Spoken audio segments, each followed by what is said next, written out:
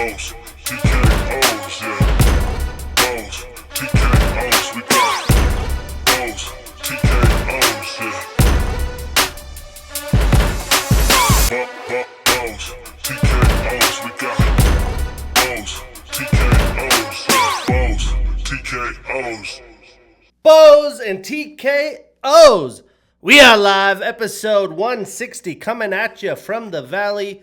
I'm your host, Shane Gillette, for this weekly MMA podcast, streaming anywhere you listen to podcasts with the videos on YouTube. Going to look to transition to the videos on Apple and Spotify as well. So, two coming in the near future near you. We have a lot of fights that have been announced. One hell of a week in the MMA world. Action-packed Tuesdays with Contender Series and Ultimate Fighter. We have PFL Tampa this weekend, RAF 12, which I'm absolutely stoked about. What a card they have. And of course, we will be recapping what went down at UFC 330 and previewing this weekend's UFC Sacramento card. It's hot here in the Valley. Been a pretty tame summer, but this August, we've been having a lot of monsoons. We call them haboobs, like big dust storms. So that's been a little bit of a wild scene here, but I can't complain about the rain and some cooler days. But it's hot in between, 113 degrees today. I enjoyed the UFC 330 card this weekend. Had to make a quick trip to Boston for work. The weather was phenomenal there, but went right back into a Rufus Du Sol concert here in Phoenix. It was pretty crazy because right about 3/4 of the way through the concert, our phones go off about dust storm advisory. There was 2 concerts downtown Phoenix, Noah Kahan and Rufus Du Sol. Ideally would have liked to see both of them, but for a Wednesday in Phoenix, both sold out stadiums, probably 100,000 plus people trying to get out of there. In the middle of a storm, there's lightning around the stadium. It took me 2 hours to leave the arena to get home, which should only take like 25, 30 minutes due to the traffic. So that was quite the scene. But Rufus Du Sol put on an amazing show. I've seen them 4 times, 2 times indoors, 2 times outdoors. They have put out a new album since I've seen them last. And they said that they're going to take a pause on touring the world as they're going to put out new music. If you haven't heard of Rufus Du Sol yet, check them out. One of my favorite groups right now. Amazing scene. I was next to a married couple. We were dancing, having a good time. Shared some beverages. They bought a round, I bought a round. Just the kind of the energy, the stadium standing up and dancing the whole time. It was quite the vibe. But let's talk MMA. Again, a slate of cards that have been announced through the fall. We have Jordan Santos stepping in for Kelvin Gastelum here at UFC Noche against Yusri Belgari. I think that's still a fun fight. Would have liked to see Kelvin, local guy, fighting here at UFC Noche. We have Raul Rosas Jr. taking on Yoni Barcelos September 26th. And then for UFC 332, October 3rd, we have Davison Figueiredo taking on Peyton Talbot. Mick Parkin taking on Johnny Walker as he finally makes his heavyweight debut. Ismail Nardiev taking on Marvin Vettori. And Damian Pinas taking on Andre Pulyayev. We also have Court McGee and Eric Nolan. And Lupi Godinez and Ketlin Souza. Moving on to October 17th, we have Julian LeBlanc taking on Gilbert Urbina. That will be in the Canadian card. I'm surprised Julian's getting life in the UFC, but because it's in Canada, he catches a break. Then we move to UFC 333, end of October, right before Halloween. We have Abus Magomedov and Cam Rouston. That's a fun one. Nikita Krylov taking on Abdul Rahman Yakyev. Grant Dawson and Narulo Aliyev. Arnold Allen and Aaron Pico, absolute banger. Alexander Volkov and Rizvan Kuniev. Yoni Kavanagh and Ramazan Tamirov. What a banger that one is. And then we have the rematch, finally, of Petr Yan and Merab Dvalishvili, the trilogy. Alexander Volkanovski, Mozar Evloev, finally official. Azamat Mirzakhanov and Dominic Reyes. That's one hell of a scrap. So quite the card at UFC 333. That's going to be at the Clippers Stadium in LA, I believe. And then on Halloween at the Apex, we have Francis Marshall taking on Gaston Bolaños, Yana Santos, and Luana Santos. I was thinking with the new Apex renovations, it'd be cool to go to a Contender Series or an Apex event because the tickets are more affordable. The Apex or the Contender Series is tough though for me on a Tuesday. I'd have to take time off work or a very quick drive to Vegas or flight. Don't know if I want to do that. It's like, oh, maybe the Halloween card would be cool. But so far, the card's not worthy enough of me going, so hopefully they put some fun fights there. We have Davey Grant taking on Elijah Smith November 7th, and Sean Brady and Gabriel Bonfim in a major welterweight scrap. But this Tuesday, we have full Tuesdays the next couple weeks.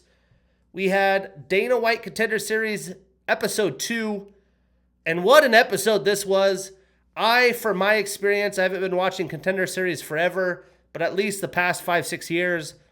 I think this was the best Contender Series night that we've seen so far. And it started off with a scrap in the featherweight division.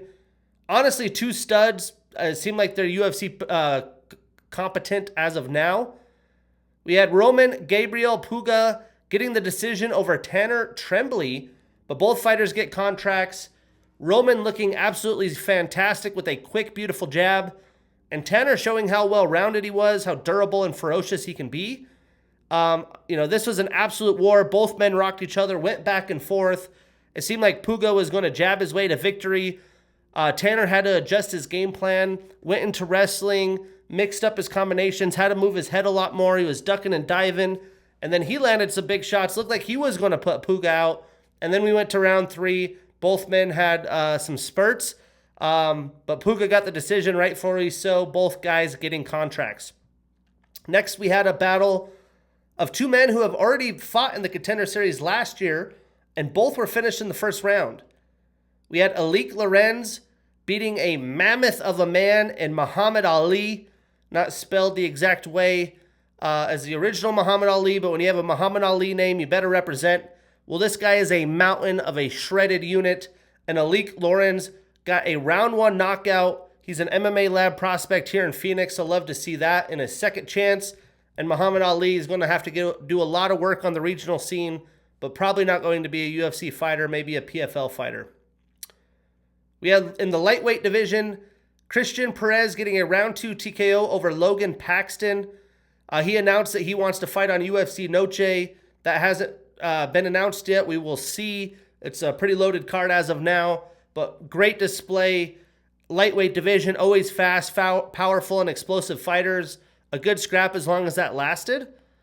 And then we had Trent Miller getting smoked early in his fight and getting a takedown and submitting Douglas Henrique Rodriguez via a Von Flue choke in the middleweight division. Trent Miller, he looks like a guy that plays slow pitch softball that was on steroids, massive shoulders, huge traps. I just didn't think he was going to have the gas. He was too slow of a striker, and Douglas was having advantages, but he got him up to against the cage, got that takedown, and was able to get the submission as he gets a contract. And then what some are categorizing as the most impressive highlight knockout in Contender Series history, we had Kalik Brito with a round 3 knockout over Nemo Fazil in the welterweight division. Fazil, I guess, fought for MMA or MVP, coming over, very hyped, big social media following. Was a good back and forth battle, but Kalik Brito landed a perfectly timed shot, kind of swung left, used that whiplash to get more extra zest on his right hand. Boom! Landed Kalik. Beautiful knockout in the main event. So lots of finishes, lots of fun fights. The first fight, would be like a fight of the year contender in the UFC. So great night for the Contender Series. And we also had the Ultimate Fighter 11, which is the second to last episode before the live finale. And this was the women's semifinal. Was kind of weird. Women's MMA a little bit different. These two girls, obviously talented, probably the cream of the crop. I think this is technically the championship. I felt that way about the last bantamweight semifinal as well. But they were very friendly with each other. Although they had a fight, they both are under Team DC. And honestly, the strawweight talent that they put on this season and casted, I think majority of them could be in the UFC. We've already seen some booked in the UFC right away after their contenders or their Ultimate Fighter episode had aired. But this fight had very high level striking. Tina Black got put on her back foot immediately in this fight as Delfine did a really good job throwing combinations and staying aggressive. But as the fight went on, Tina found her groove and did good in space. She was leading with her jabs, following with kicks, and was able to steal a decision. Much like some of those Contender Series fights, both men had rocked each other, seemed like they could potentially get a finish, showcased a lot of heart and determination to fight at the pace which they did for 15 minutes. But especially after being so friendly, how violent they were in the octagon, how much is at stake, you just don't see the men doing that. I wouldn't want to do that. But Delfine now immediately is already booked in the UFC. That's the third Ultimate Fighter participant already moved to the UFC. She will be fighting on the Paris card in September as she's local. And then Tina is going to fight Melissa Amaya in the championship. That'll be an Apex card on September 26th. Elsewhere in the MMA world, we have PFL Tampa this weekend. Prelims at 4 on ESPN+. Main card 7 p.m. Pacific on ESPN. So it'll be going head-to-head with the Sacramento card on Saturday. The headliner, we have potentially the final fight, Chris Cyborg's career, taking on former ex-UFC bantamweight Ketlin Vieira. We have the Usman team stud Gadzi Rabadanov taking on Tracy Reeder. He had a previous opponent, Tracy Reeder. Just looking at his resume, it's probably going to be a quick night for Gadzi, but the PFL's keeping him on. We have Gustavo Oliveira taking on Marceli Alves. I've liked watching Marceli in the PFL. We have Luke Trainer, Ronald Dunlap. Magomed Magomedov taking on Daniel Marcos. Daniel Marcos, him and Taylor Lapilus, probably the best two talents that the UFC has let go to the PFL. And I think Daniel Marcos, should have a long contract with the UFC. I think he, has done very well. But now he's taken on, of course, a guy's name, Magomed, if you don't know him. It's not just Magomed, it's Magomed Magomedov, which if that equated anything, it's just straight wrestling and grappling. Daniel Marcos has showed good takedown defense, but he's going to have a long night ahead of him trying to defend, but should be a much cleaner striker. And for all those PFL fanboys who thinks the PFL competition could beat the UFC, this is one of the best guys that the PFL has to offer in the weight class. Let's see if he could deal with the guy that the UFC cut that wasn't even in the top 25. We have Talia Santos taking on Gabrina De Sousa. Talia hasn't fared very well. I think she's close to being done. Should be a good one, though. Speaking of ex-UFCers that just got cut, we have Javid Basharat taking on Mosar Ibragimov. Don't know much about him, but will be interesting to see Javid outside of the UFC. We have Nathan Schulte taking on Makasharip Zainukov, and Costello Van Steenis' brother Gino Van Steenis taking on Robert Watley. I wouldn't say I'm very excited about much of these fights, but I'm interested. I think the Magomedov, Daniel Marcos fight's the highlight. The Javid Basharat's interesting. And Chris Cyborg and Ketlin Vieira in 5 rounds. I don't know what their cardio is going to be, but should be a good fight if it is Chris Cyborg's last fight. Hopefully she goes out on a dub.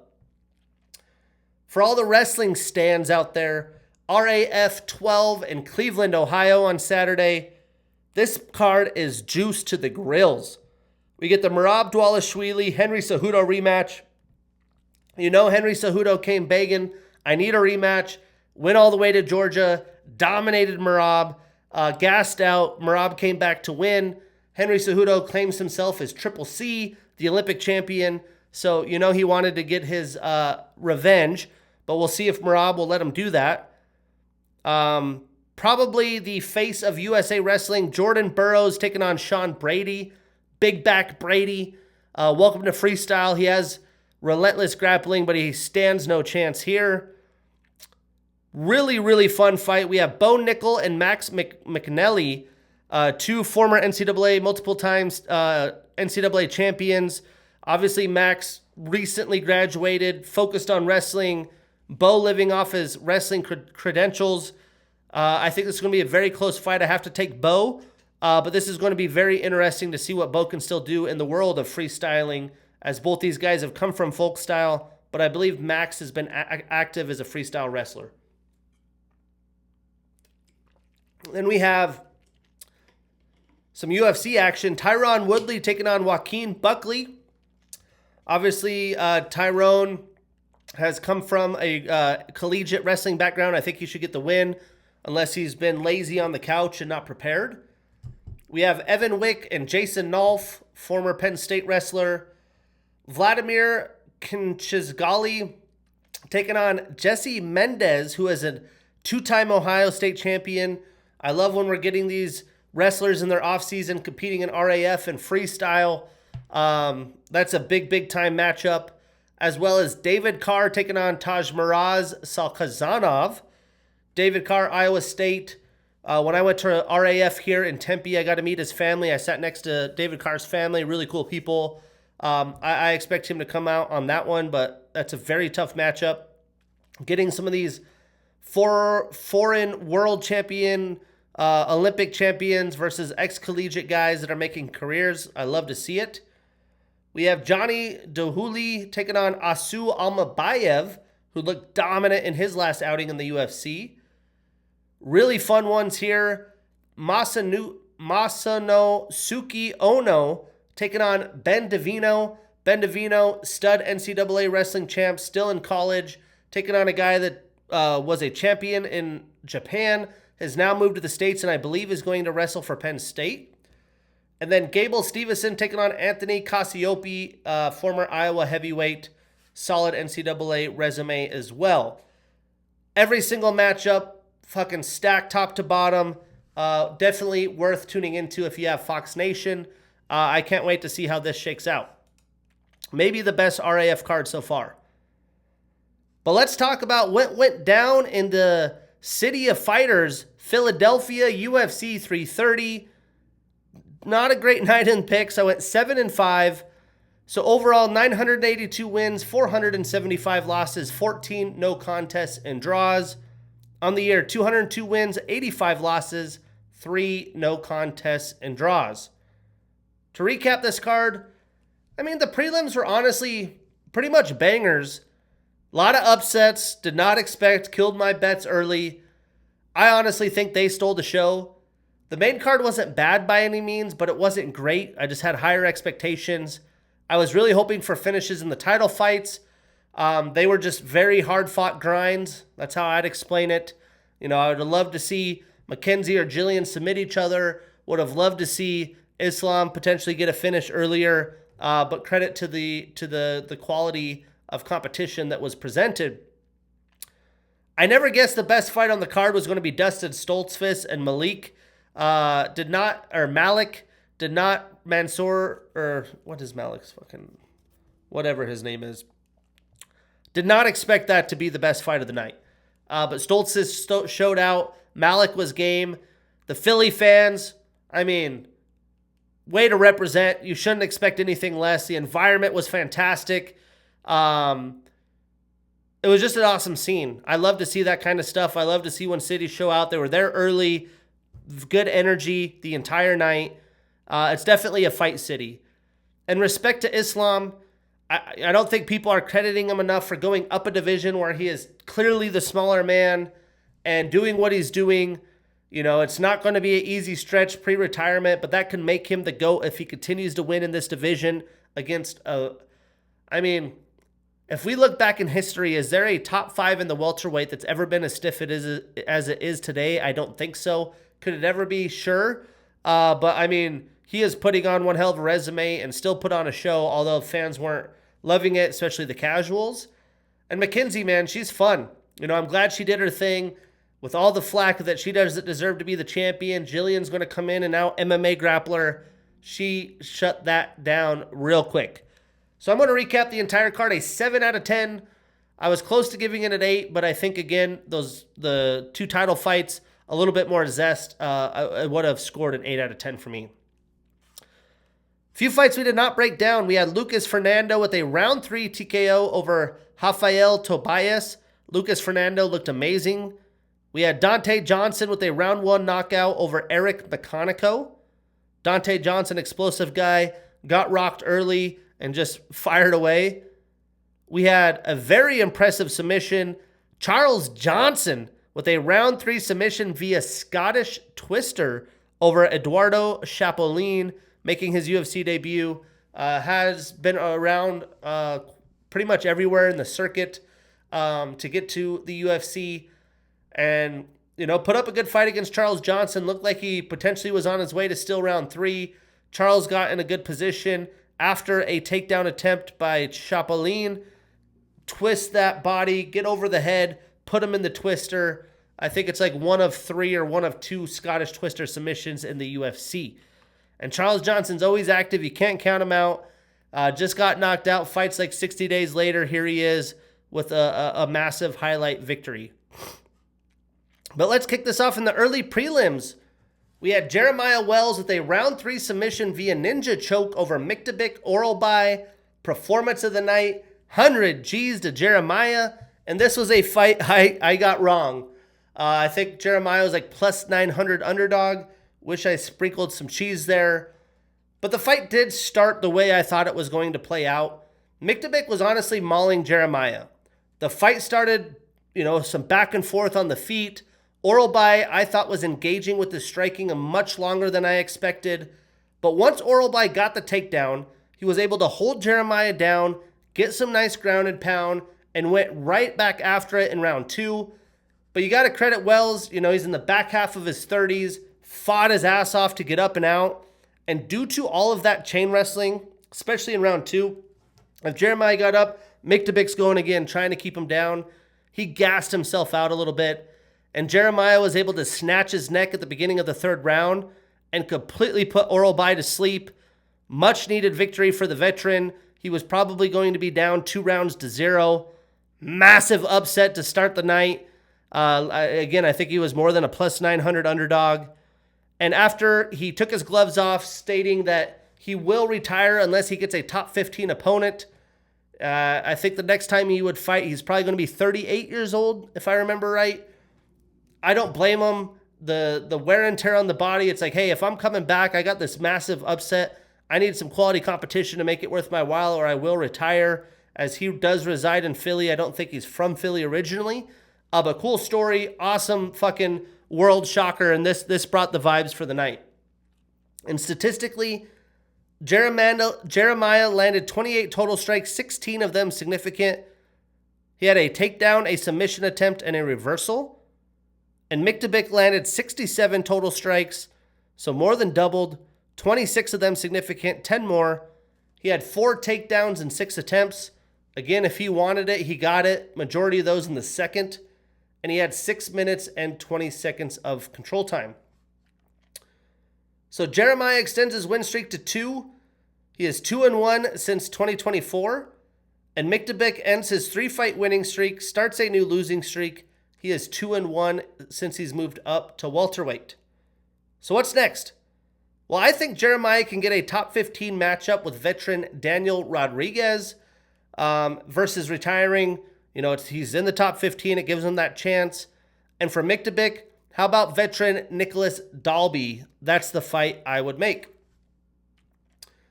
Moving on in the early prelims, upset city, but I love to see this one. We have Neil Magny with a round 2 TKO over Ramiz Brahimaj. And we got to give a salute and a moment of excitement for Neil Magny. I mean, this guy gets thrown to the wolves, is kind of the gatekeeper. He doesn't care. He'll take anybody. Has fought 5 times in a calendar year twice, stays as active as anybody. Not really as fantastic at anything, but is a savvy vet at everything. A lot of people were picking Brahimaj submission before this fight, and I try to say it's easier said than done. And the way the fight started, you just thought it was going to be a Neil Magny night. Because Ramiz went for the offensive grappling right away. He wasn't trying to stand and trade. And he had a lot of control time with Neil pretty much accepting the back position. He wasn't trying to fight up. He was just kind of flat on his back. But what Neil was doing, although he was in a bad spot, not looking like he wanted to control the fight at all, I think he was just playing out Ramiz's cardio and trying to tire him out. He never got put into bad positions, never was looking to be submitted. He was just patient and calm, and it seemed like he was too patient, but the way this played out, I think it was definitely the strategy. Then in round 2, Neil was able to defend Ramiz's takedowns and landed big shots up against the cage, and he got Ramiz to just crumble. He did not have a lot of fight left in him. He dominated from the get-go in round 2. Brahimai, absolute control in round 1. With where you're at in your UFC career and still having age to your advantage, you cannot be gassing out no matter how hard you go in 5 minutes. And Neil Magny took an advantage of that. And a very impressive finish. Philly went absolutely nutty for the back-to-back underdog finishes. And it made you wonder, could this be the night that we get 2 new champions? So that's kind of, it just was a weird energy in the air, it seemed like. Statistically, Neil landed 61 total strikes, 24 of them significant. He had a submission attempt, a reversal, was 0 for 1 in takedowns with 59 seconds of control time. Ramiz landed 20 total strikes, 7 significant. He had 1 takedown in 3 attempts, a reversal, and 6 minutes and 25 seconds of control time. So Neil now starts a new winning streak. He is 4-3 since 2024. 7 fights. He'll probably fight again this year. He re-enters the rankings at number 15. You can't make this shit up. And Ramiz extends his losing streak to 2. He's an even 3-3 since 2024. So what's next? I think Sam Patterson and Neil Magny is the fight I want to see. If not, even Yoel Alvarez might make sense. And for Ramiz, how about veteran Chris Curtis? We haven't seen him in a while. Gotta hydrate, it's dry and hot as shit out here.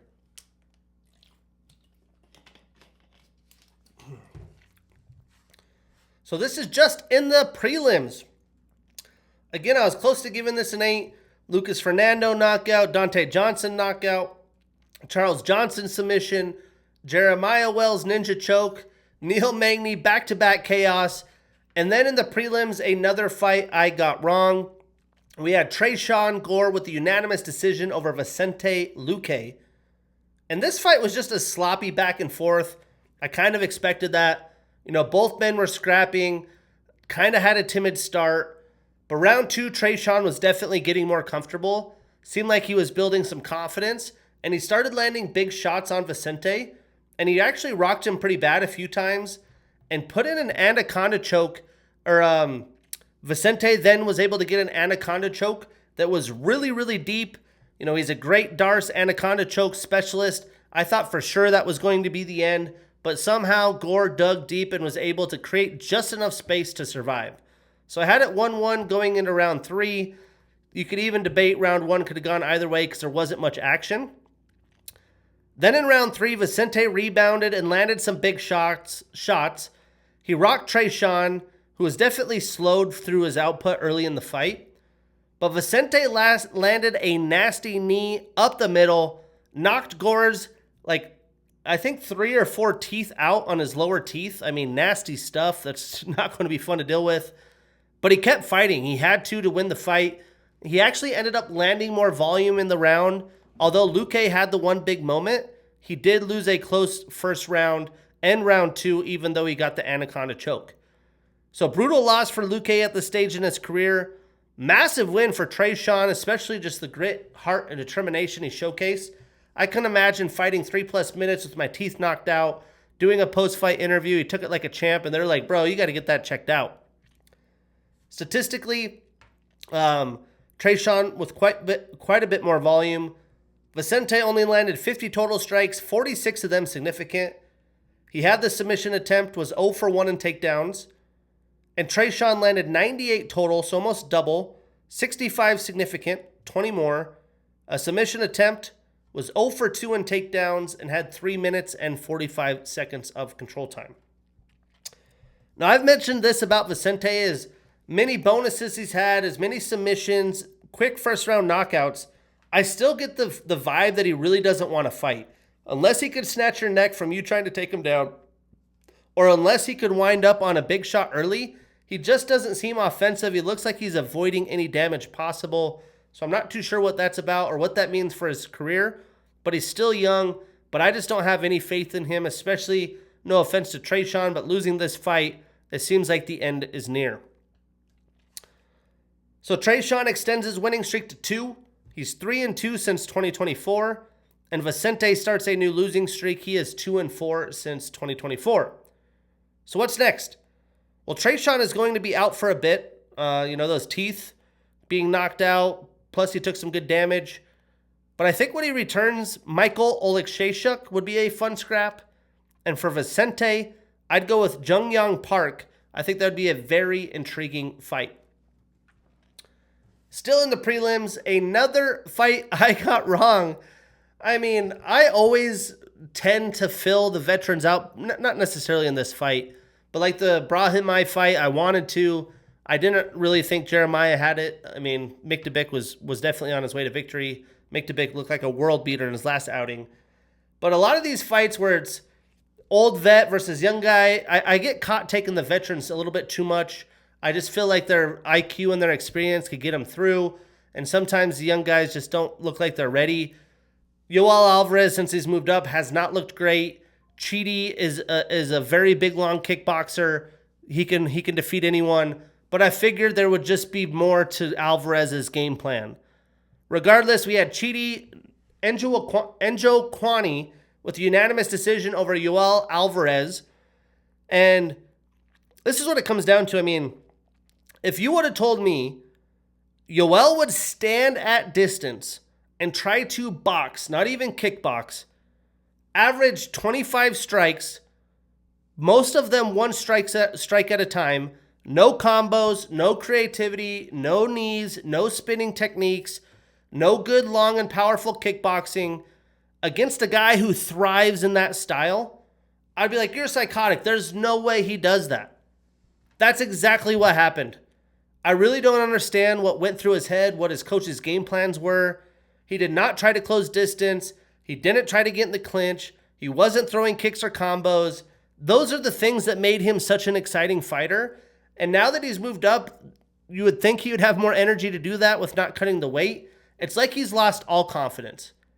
He moved up in the middle of his prime, which also isn't great because he wasted a year and a half of, really good fighting time. He was missing weight at lightweight, but he looked like a world beater for a while. Regardless, credit to Chidi. Again, a savvy vet. Got to fight exactly how he would like to draw it up against anybody. And he was able to pick Alvarez apart from distance. Never had any threat coming back his way. And to be honest, Alvarez at this point is just a journeyman to me. I'm done, being excited about his fights. And Chidi gets the big fight back at the end of his career. Massive win for him. And look at the stats. I mean, Chidi landed 159 total strikes, 155 of them significant. He was 0 for 1 in takedowns. And Yoel only landed 76 total strikes, 74 significant. So Chidi now starts a new winning streak. He's 4-2 since 2024. Another active vet, stacking up wins. And Yoel extends his losing streak to 2. He is 3-2 since 2024. So what's next? Give me Chidi and Kevin Holland. I just have a feeling that would be a wild fight. Kevin always talks about wanting to take the easiest fights for the most money, so seems up his alley. And for Yoel, I really don't know where he goes from here. Maybe a fight with Randy Brown, the loser gets cut. Moving on into the main card. We had Esteban Rabovics with a round 2 TKO over Edson Barboza. And to be honest, I was excited about this fight, but this was absolutely brutal. They could have called this fight much earlier than they did. Esteban was just absolutely teeing off on Edson. I mean, there wasn't much fight back besides some kicks. Esteban came forward, and Edson couldn't hold his ground. That's pretty much the story of this fight. But come to find out, Edson has been partially blind in his left eye and doesn't have visibility. And clearly, his body's just broken down. He's been in so many wars, so many highlights. That's why we love him. But his body just can't take the damage. His face wears it instantly. He had that nasty shin cut in the second round. The fact that he even came out and continued to fight, like, what are we doing? You're just signing your body up to hate you. But I am glad that he's retiring. He did announce that he's going to retire. Didn't get a video package because he didn't know if he was going to retire. I wish he would. But dude, what an amazing career. He definitely looked a lot different since he's went to Turkey and got some fresh hair. But how about Robovics, man? Big name on his resume. Got a nice bounce back opportunity. Good for him. But before we break down the stats, let's just look at Edson Barboza's career here. I mean, this guy, he's 40 years old. They have a recent shot as I Google his name with his hair. It just looks so funny. Muay Thai stud, kickboxing stud. Let's see. Started in the ring of combat after doing some boxing. Made his UFC debut against Darren Elkins. Elkins forced away from the card due to injury. That's funny. Both just retired. That's back in 2010.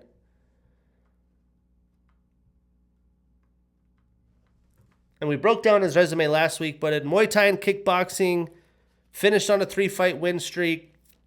I don't notice any of the names, but was pretty deadly. 25 wins, 22 knockouts, only 3 losses in Muay Thai and kickboxing. Comes to the UFC, racks up 4 wins, has that knockout of one of the best knockouts of all time, to be honest, but a 1 knockout of the year against Terry Edom, the spinning wheel kick back in 2012. Takes a loss, wins 3 again, loses to Cowboy, Donald Cerrone. Beats Bobby Green back in 2014. Paul Felder, that's, the calf kick really became a big thing after that. Lost to Tony Ferguson via Bravo choke. Defeated Anthony Pettis. Back in 2016. Beneil Dariush due to a flying knee. Gilbert Melendez. Lost to Khabib before he was a champ. Lost to Kevin Lee due to a doctor stoppage. Probably too much damage. Knocked out Dan Hooker as recent as 2018. And then just went on murderous row. Did not have success. Got knocked out by Gaethje in round 1. Lost the revenge fight to Paul Felder in a close split decision in Abu Dhabi. Another close split decision against Dan Ige as he moved up to featherweight. Knocked out Shane Burgos. That fight in 2021. Absolute insanity. Lost to Bryce Mitchell and Giga Chikadze. Back in 2023, 2 wins, not easy ones. A flying knee victory to Billy Quarantillo, defeated Sadiq Youssef, and then his 4-fight losing streak, Drakkar Klose, Lerone Murphy, Jalen Turner, Esteban Robovics. But that's 1, 2, 3, 4, 5, 6, 7, 8, 9, 10, 11, 12, 13, 14, 15, 16, 17, 18, 19, 20, 21, 22, 23, 24. 25 fights in the UFC that everybody knows their name. Lerone Murphy, Sadiq Youssef, Bryce Mitchell, Giga Chikadze, Shane Burgos, Billy Quarantillo, Dan Ige, Paul Felder, Justin Gaethje, Dan Hooker, Kevin Lee, Khabib, Beneil Dariush, Gilbert Melendez, Anthony Pettis, Tony Ferguson, Michael Johnson, Bobby Green, Donald Cerrone. Bravo, Edson Barboza. Probably could have called it a couple years ago. Hated to see this one. One hell of a career. But let's look at the stats. Pretty lopsided. Esteban landed 70 total strikes, 63 significant. Edson landed 30 total and significant. So Esteban starts a new winning streak. He is 4-2 since 2024. And Edson ends his UFC career on a 4-fight losing streak. So what's next? Well, I think for Esteban, how about Alexander Hernandez? That's the fight I'd make.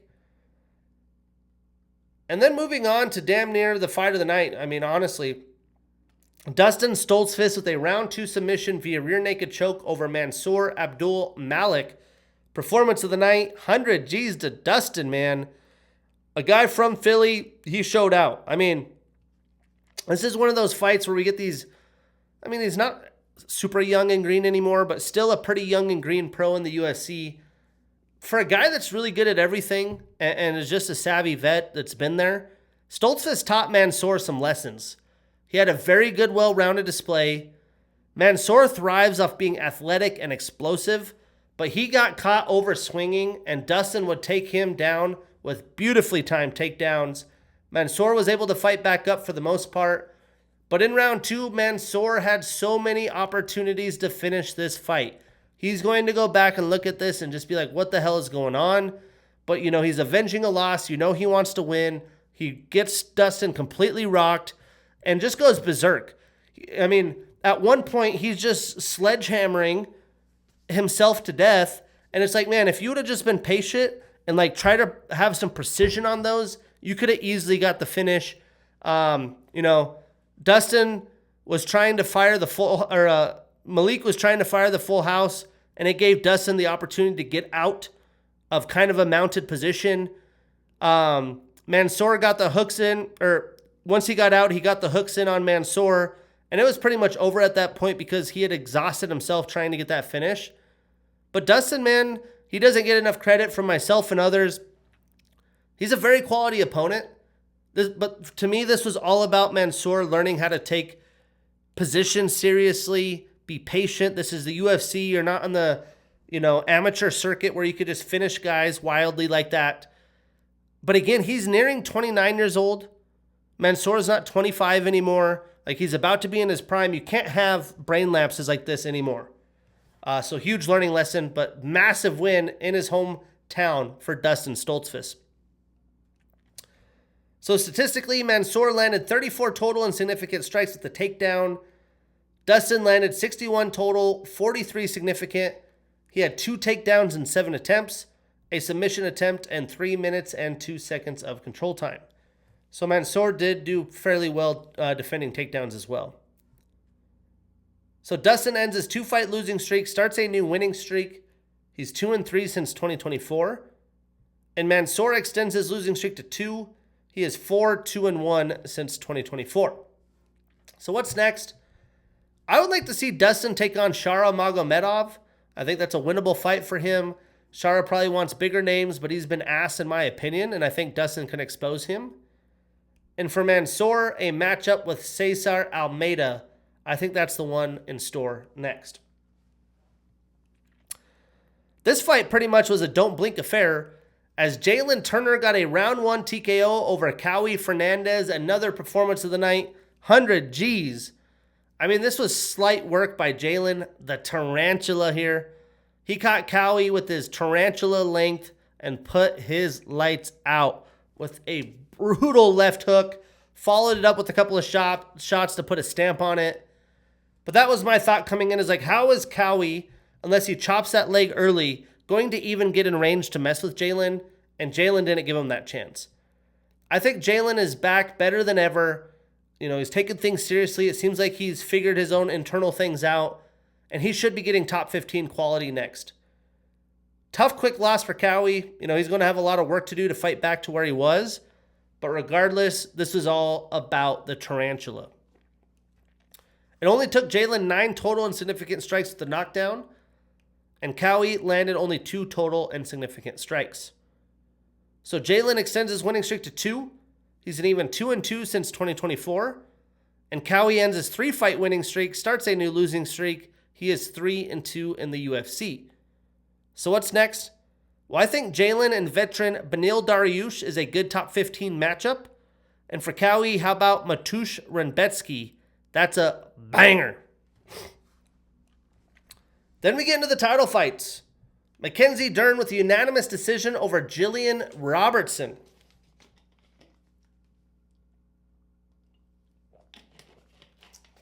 Boy, was there a lot of drama here. I think Ariel Helwani said it best this week. There is an opportunity that this was just Jillian trying to hype up the fight. But after all the shit talking and the discussion of Mackenzie just being a BJJ girly, I just have to laugh out loud because Dern dominated Jillian in every aspect of the game she said she would win at. She had a takedown in every round but round 5. And not only was she getting takedowns, but she did it way too easily. The timing was perfect, and it looked like Jillian just wasn't really there in the octagon. Maybe the moment was too big for her first championship opportunity. But Mackenzie was really the only woman willing to be a striker early in the fight. Jillian was just kind of sitting and waiting.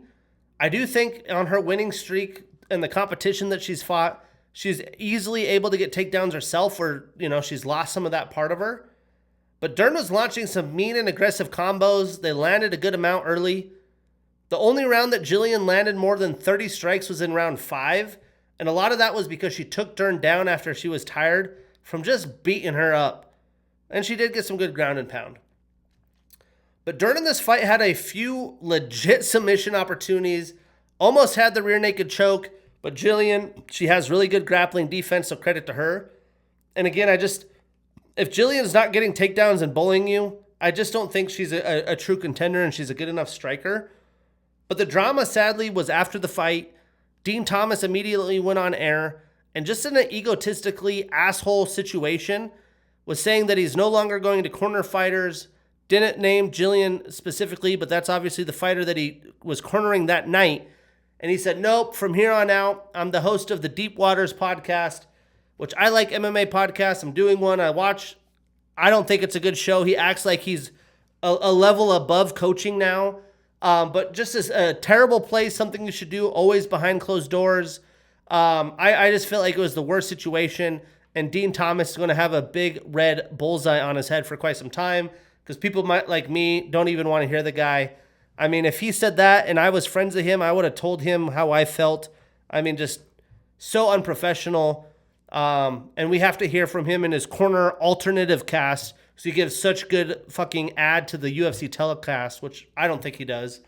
I just think that was complete bullshit. But I digress. I mean, statistically, it looks a lot closer than it was.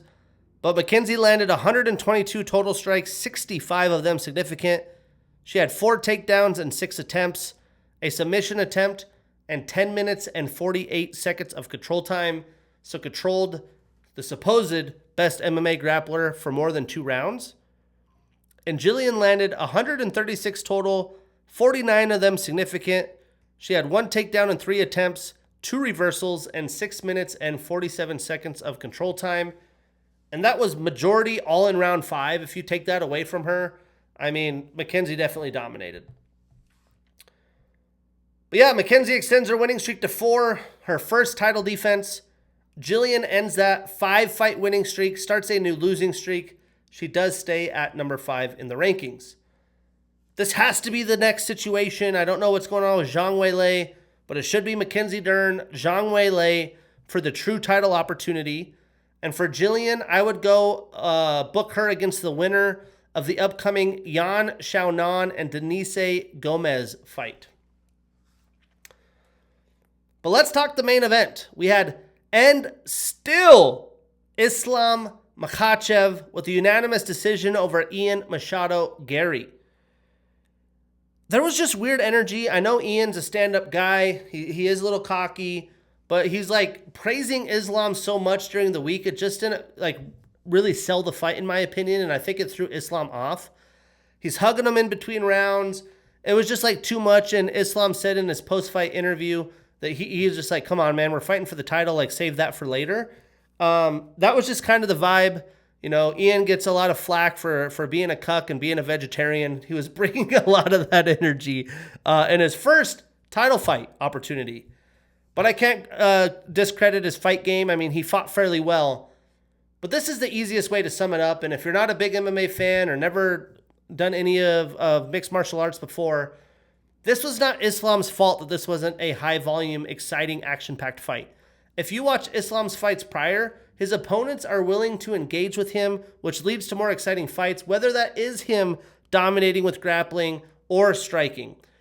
You do credit Ian. He was able to butt scoot, circle around because he's a lot lengthier and taller fighter to avoid a lot of takedowns and handled himself up against the cage. And when there was opportunities to provide damage while Islam was deep with his shoulder or head pinned up, he would land elbows, he would punch his face. You know, Islam, if you watch the fight and you didn't know what happened, you see their faces at the end, you'd think Ian won the fight because Islam was bruised up and beaten up. But this was the situation. Ian, the much longer, taller, lengthier fighter, if you just come in lackadaisically, you're going to get touched up and you could potentially get knocked out. I'm not going to do that. But I'm also going to engage to a point where we are fighting, which Islam did. Ian was just spearing that jab out, controlling distance, basically saying, if you step across this line, I'm going to make you pay for it. But I am not going to step across any lines or try to engage at all.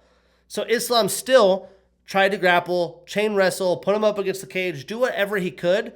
And obviously the highlight was in round 2 when he landed a kick clean on the chin, but it was like the back half of the foot. So you got the front half, the back half with just the toes. Again, the length and the height disadvantage. If he had connected with the full foot, that would have been a clean knockout. But he rocked Ian. Ian got wobbled. Islam jumped on him. And then another bad situation for Islam is he's down trying to get on Ian, and Ian just shoots up and his head smokes Islam in the face. So, a lot of that damage to his face really wasn't like defining moments in the fight. But again, you do watch the fight and you're like, man, Islam got his ass kicked. That wasn't the case at all. Islam's boring. He's just a grappler. He can't strike. That wasn't full fault to him. And we will see that in future fights because he's going to fight Carlos Prates and probably Michael Morales at some point. That will not be the style of fights, and you will understand. Or if you watch the Jack Della fight or previous fights, obviously at lightweight, all fantastic fights. I'm not a Khabib guy. I'm not like pro-Islam. I just respect greatness, and Islam is that guy. And Islam isn't getting a lot of credit for, or enough credit for how this fight had transpired, mostly due to Ian Machado Gary. And again, look at the size differences. I mean, this guy's going up from 155 to 170. It's a huge jump. It's not a 5 or 10 pound weight difference. And he's still getting the win. Like, Islam had to dig deep and do everything he could do to win the fight. And he did it. So I think we need to give him credit. But a lot of what we saw that was kind of like, oh man, that's on Ian Machado Gary. Plus it's just like, as much shit talking as they're doing, or the future, I'm going to be the next Conor. Go in there and be him then. Go be aggressive. Go in there and fight. That's not what transpired. And that's a bummer. Statistically, Islam landed 78 total strikes, only 22 significant. He had 7 takedowns and 15 attempts. Everyone's like, he couldn't take Ian down. He never really took him down and held him down, but he was damn near 50%. That's as much as you can ask for in a championship fight. He had a knockdown and 12 minutes and 30 seconds of control time, so more than 2 rounds. And Ian landed 89 total, but only 29 significant. But hey, also, greatness on display. Islam breaks the tie with Anderson Silva for the longest winning streak in UFC history at 17. Islam, again, is building a resume that is hard to beat. He's 4-0 since 2024, 2-0 since he's moved up to welterweight.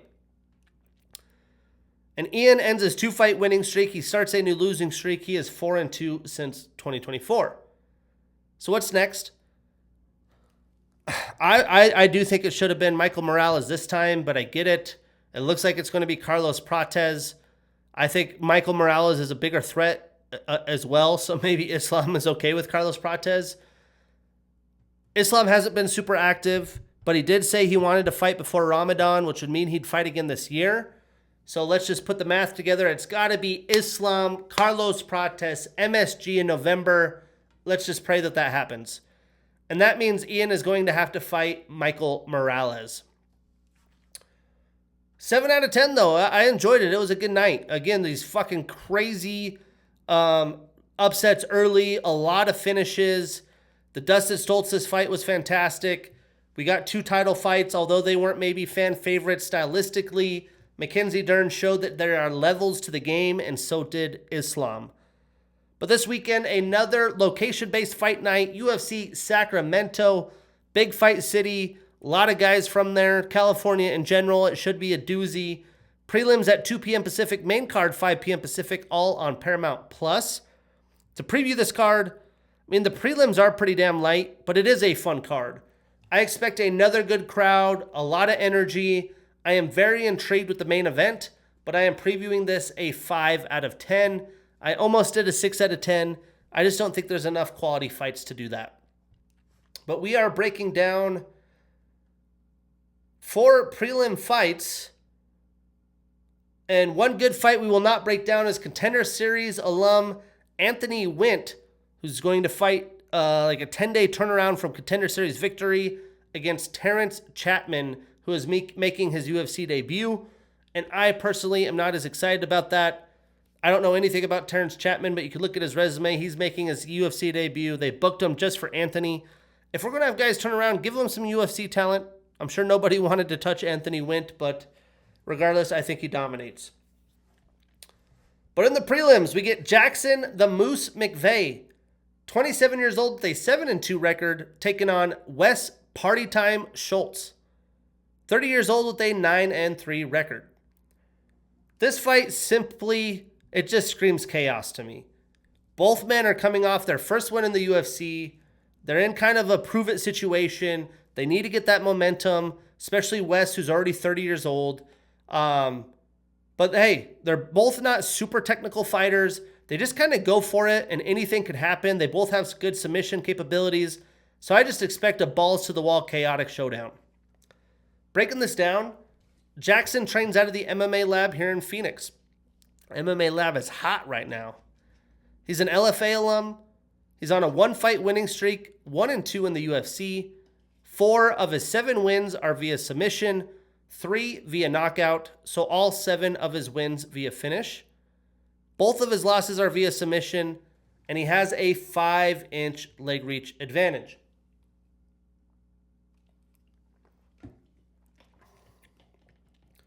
Now, Wes has a wrestling style. He's an LFA and Contender Series 2-time alum. He's on a 1-fight winning streak. He's 2-1 in the UFC. 6 of his 9 wins are via submission. 2 of his 3 losses are via knockout. I just already envision Wes coming out and throwing some wild shit like a flying knee. Jackson taking him down. Both guys trying to do wild submissions, probably transition and reverse each other a few times. But Wes is going to come out slinging and banging. You know, Jackson is coming off a quick submission victory, but I think he might look to offensively grapple. If not, it's going to be a pretty interesting kickboxing war. Both men like their chokes. I doubt they catch each other, but don't be surprised if Wes goes for a guillotine or Jackson tries to take Wes's neck if he's too over aggressive. But for the sake of picking, I'm taking Jackson McVeigh. We are putting him on that parlay. We marking that ish down, and we getting that bread. Moving on, we have Chris Taco Padilla, 30 years old with a 17-6-1 record, taking on Nasrat Haqparast, 31 years old with an 18-6 record. I mean, what a fucking fight this is. Both men who are mostly at the highest point of their careers, plenty of experience, just now hitting their primes at 30. They're in a situation where a win here will kind of launch them into the top of the division in the UFC. And this is for sure the toughest test so far for Chris, but he has strung together some nice wins. And I honestly think he won his last fight against Markel Medeiros, which ended in a draw. But Nasrat is looking for revenge after being turned into a highlight against Quillian Salkild. It's always tough to rebound from something like that.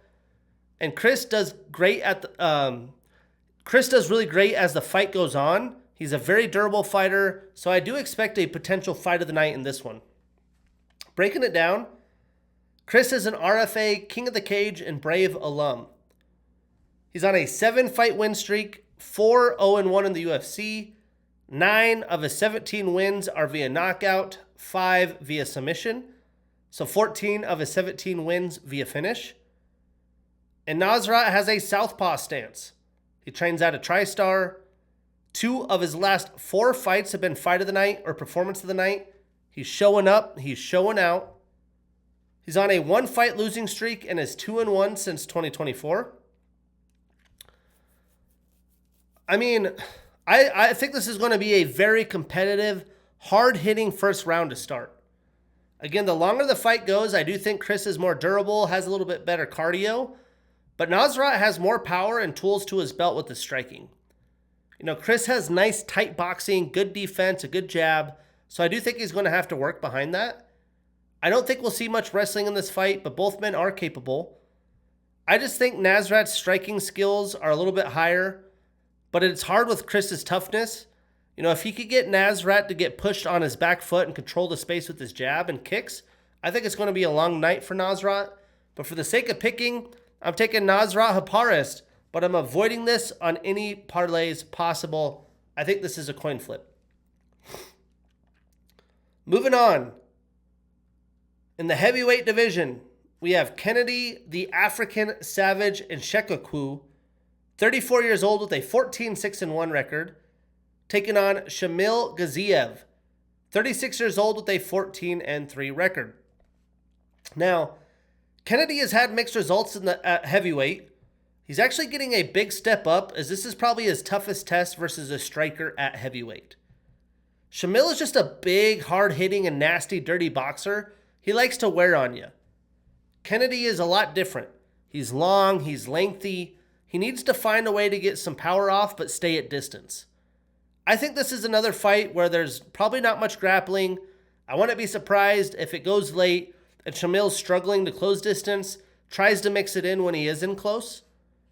But breaking it down, Kennedy is an LFA and Contender Series 2-time alum.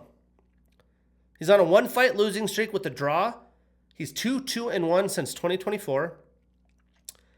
10 of his 14 wins are via knockout, and he has a 4.5-inch reach advantage. Now, Shamil is a Brave and Contender Series alum. He's on a 2-fight losing streak. He's 2-3 since 2024. 9 of his 14 wins are via knockout. All three of his losses are also via knockout. Life in the heavyweight division: to knock out or be knocked out. I think this is just going to be like a awkward, ugly heavyweight striking fight. I think Kennedy is going to be launching, trying to leverage his reach advantage, and Shamil is going to eat shots to close distance and try to make it ugly, beat him up against the cage in the clinch. But if Nshekwu can use his kicks and his jab to keep Shamil off him, I think he should be a lot faster, be the more twitchy striker. And if Shamil can clinch him in dirty box or even take him down, I think he's going to have an advantage because he has a big weight advantage. But for the sake of picking, I'm taking Kennedy and Nshekwu, but I'm avoiding this on any parlays. Anything can happen. Again, I think it's going to be kind of a sloppy fight. Moving on, still in the prelims, we have Lehian, the Gunslinger Douglas, 31 years old with a 14-5 record, taking on Jamal Pretty Boy Emmers, 37 years old with a 22-8 record. Now, Lehian is a powerful striker that is scary. He's been starching his opponents as he enters his prime, but he really hasn't been tested yet. Although Jamal is 37 on the back half of his career, he is coming off 2 impressive wins last year, although he has been somewhat inactive. But Jamal is not afraid of a fight, and Lehian is going to have to bring it and bring it fast.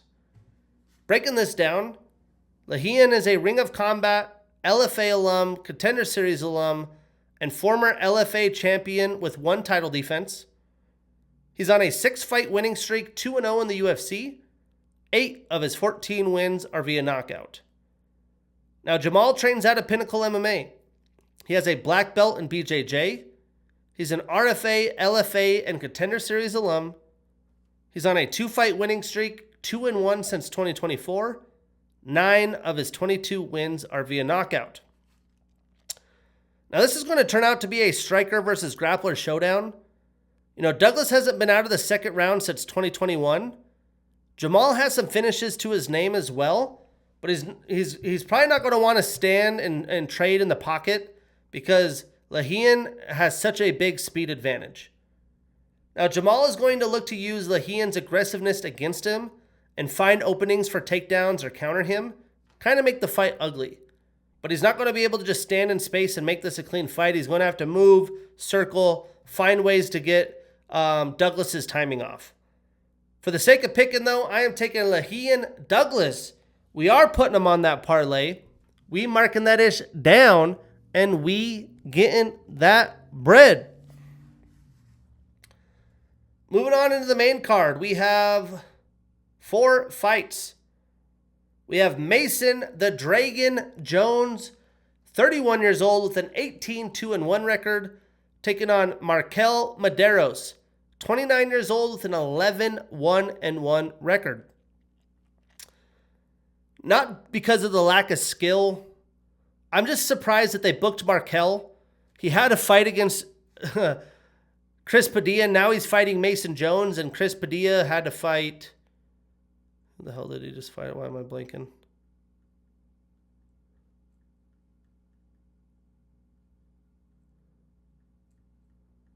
Oh my goodness. Nasrat Hakparist. I don't know how the fuck to say his name. Regardless, it just seems weird that they get a draw. I thought he lost and he gets Mason Jones. Seems like you win that fight, you get Mason Jones. Regardless, this is a fun fight. Both guys, very offensive fighters. I just think Mason Jones right now is must-watch television. Both men hitting their primes, 31 and 29. And the winner here is right at the top of the lightweight division, which is a brutal dog kill or be killed division. Breaking it down, Mason has a black belt in BJJ, judo, and kickboxing. He has 2 fight of the nights. His last 2 fights have been fight of the night or performance of the night. He's showing up. He's showing out. He's a Cage Warriors alum and former 2-division champion. He's on a 7-fight winning streak, 3-0 in his second stint with the UFC. 8 of his 18 wins are via knockout, and he has a 4.5-inch reach advantage. Now, Markel trains out of the MMA lab, also here in Phoenix. They're on Fuego. Get a couple more wins. Hottest gym in the sport right now. He's a Fury FC and Contender Series alum. He's on a 9-fight winning streak with the draw, 4-0-1 in the UFC, and 6 of his 11 wins are via knockout. It's honestly crazy how much of a reach advantage Mason has as they're the same height. I mean, 4.5 inches. I wish I had 4.5 inches. Mason's a dog. I mean, he comes forward. He has a very good, well-rounded attack, and he pulls you in. He throws with intention. Meanwhile, Markel is like a wiry and creative striker, but he's deadly early in the fight. I think Mason is going to bring him to deep waters, test his grappling defense. He has been taken down in his last few fights and been controlled. But Markel has mostly been fighting to decisions, and Mason has showcased a lot of finishing potential because he forces the fight to come at you. I also think Mason's just more well-rounded today. But the early part of this fight, anyone has an opportunity. It's going to be absolute fireworks. Another potential fight of the night. But for the sake of picking, I am taking Mason Jones. We are putting him on that parlay. We marking that ish down, and we getting that bread. Moving on. The light heavyweight debut of Rainier RDR de Ritter. 35 years old with a 21-4 record. Taking on Roman the Caucasian Delidze. 38 years old with a 15-5 record. Now, this is kind of an unorthodox situation as both men are moving up weight classes. They have both fought and had success at light heavyweight in previous days, but RDR is still fighting at a high level, and I do think Roman's at the end of his career. Roman does pack a punch. He's a hard hitter. He has crazy submission ability, but RDR is good in those departments as well.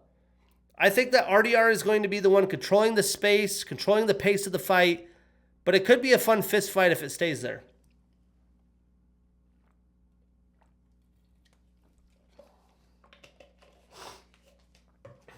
Breaking this one down, Rainier has a black belt in BJJ and judo. He's a 1 championship alum, former 2-division champion with 2 title defenses at middleweight. He's also a UAE Warriors alum. He's the 3rd double champion in one history. In one, he had the 2020 Submission of the Year against Ong Lan Song, 2022 Submission of the Year against Vitaly Bigdash. He's on a 2-fight losing streak and is 5-2 since 2024. 13 of his 21 wins are via submission. 3 of his 4 losses are via knockout. Now, Roman has an orthodox stance. He trains out of Extreme Couture MMA. He's on a 2-fight losing streak, 3-3 since 2024. 8 of his 15 wins are via knockout. Now, Roman has been fighting high-level competitions for years in between both weight classes, but he hasn't had a true finish since he fought Kevin Holland in 2024, and he was the much bigger fighter in that fight.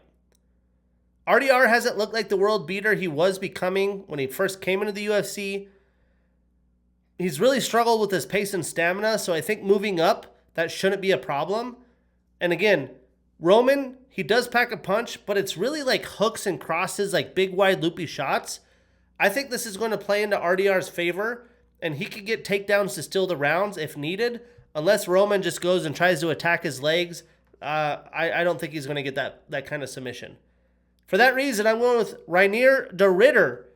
We are putting him on that parlay. We marking that ish down, and we getting that bread. Moving on. We have Vitor Cabuloso Petrino. 28 years old with a 14-2 record, taking on Sergey Polar Bear Spivak. 31 years old with an 18-6 record and the number 6 next to his name. Now, this is an intriguing matchup as well. Petrino has moved up to heavyweight and has put together 2 finishes, but he is getting his toughest test at heavyweight, I think. Sergey is well-rounded and has good grappling, so Vitor isn't going to be able to try and rely on his grappling. Vitor finished Thomas Peterson, who has a very similar style, but I do think Sergey is bigger and a little bit trickier, so this is a very even fight. Breaking it down, Vitor is a UAE Warriors and Contender Series alum. He's on a 3-fight winning streak. He is 4-2 since 2024. 8 of his 14 wins are via knockout. Now, Sergey has an orthodox stance. He has a black belt in BJJ. He has the 3rd most takedowns landed in UFC heavyweight division history with 32. He has the 2nd highest takedown accuracy percentage in heavyweight history at 59.3%. He's an Eagles FC alum. 8 of his 18 wins are via submission, 7 via knockout, so 15 of his 18 wins are via finish. 4 of his 6 losses are via knockout. He's on a 1-fight winning streak. He's an even 2-2 since 2024. Now, Vitor is definitely going to have the speed and power advantage, but it's not going to be massive. I do think Sergey is going to want to make this fight in close distance, dirty boxing, looking to grapple. He isn't going to be able to stay at range and make it a boxing fight. And although he did defeat a quick and powerful striker in Ante Dalia with only 1 takedown, and he did look better than he's ever looked, I just think Vitor is going to be getting into spaces quickly and is going to be able to control the pace. It should be a fun, hard-fought battle, but I am taking Vitor Petrino, but I'm avoiding this on any parlays possible. Moving on to the main event. I am excited for this main event. Complete clash of styles. I just can't wait to see how it shakes out. We have Gregory RoboCop Rodriguez, 34 years old with a 19-6 record and the number 11 next to his name, taking on Anthony Fluffy Hernandez, 32 years old with a 15-3-1 record and the number 6 next to his name. Gregory is just a massive human being, massive for the weight class, serious power striker, has good grappling, and Anthony is a cardio machine that puts a pace on you. He tries to take advantage when you slow down. But I do have one vivid moment that plays in my mind. Is Anthony's last fight back in October of 2024 when he fought Michel Pajeda. Michel came out aggressive and almost starched him in the first, but he completely gassed himself out, and he ended up getting finished in the 5th round. If Gregory can't get a finish in the first 3 rounds, this is going to turn into a completely separate fight. You know, Gregory was in a recent 5-round fight against Jared Cannonier in February of last year, and that was an eye-opener because he almost had Jared finished. Jared, although he's older, he's a very durable vet, but Jared outlasted him. He had more left in the tank. So that's going to be crucial. I do think we've seen Gregory develop his stamina over the course of fights. he's learned from that. But I think he still has to be aggressive early, because if he tries to go 5 rounds, I don't know if he's going to have enough volume in him, and Anthony is going to give him any space to live. Breaking this down, Gregory trains out of Killcliff FC. He has a black belt in BJJ. 3 of his last 4 fights have been fight of the night or performance of the night. He's showing up. He's showing out. He's a Jungle Fight, Island Fights, LFA, and Contender Series alum. He's on a 3-fight winning streak, 5-1 since 2024. 12 of his 19 wins are via knockout. 4 of his 6 losses are also via knockout.